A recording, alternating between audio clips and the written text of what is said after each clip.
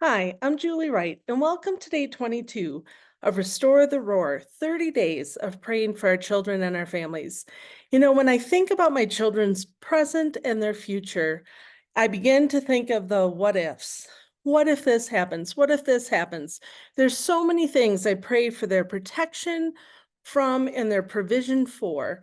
And right, we've had things happen to us. We've gone through things. We've lived long enough to know the dangers and the things and how precarious life can be, right? And so we pray into those things and we hope and pray our kids will never have to face this or face the things that we had to face. But we know that life happens and we know that nobody's life is free of trouble. So, how do we press into this reality? How do we pray scripture in God's presence and his purpose over our kids' lives in the midst of the what ifs and the things that can happen? I love this passage from Romans 8:35 through 39. It talks about what can separate us from the love of Christ.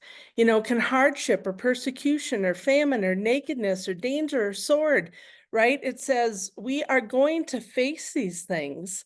However, we do not have to face them like just inevitable sheep going to the slaughter. It says, no, in all these things, hardship, famine, persecution, right? Trials, in all these things, we are more than conquerors through him who loved us. And that's Christ in the Lord.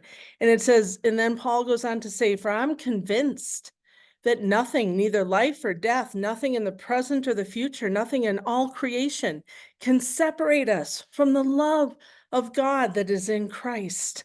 We are secure. We are not left alone to face the future or face the trouble. Jesus says in John 16:33, he says, I've told you these things, and there's a lot that Jesus said before that, but he said, so that you may have peace, so that you'll be comforted, so that your soul will be at rest. And then he says, in this world, you will have trouble. Trouble will come, but take heart. I, Jesus, have overcome the world. He says, I've overcome it. So he goes and he says that he has overcome trouble. He is committed to loving us. And because of that, we can be confident that we and our children will be more than conquerors. We will more than overcome whatever trouble comes our way. I love a couple definitions I want to share, and then we're going to pray into this. More than conquerors means to gain a surpassing victory, to overwhelmingly conquer, to vanquish, to gain a decisive victory. I love that. And it's talking about over all the trouble, affliction, anguish, pressure, distress. And then he says, take heart, be of good cheer, be comforted, and be at rest because God has overcome. He's prevailed. He has the victory. He comes out victorious. And then it says about Christians who hold fast to their faith, they will overcome even death and the power of their foes, the power of temptation, and the power of any persecution that will come their way. It is such a great promise. Our children will be in Christ more than conquerors, no matter what they face. Amen. Pray with me. Lord Jesus, we thank you that there is nothing in all creation that can separate us from your love. We thank you that there's nothing in the past, the present, or the future that we need to fear, that we need to think we're going to go under.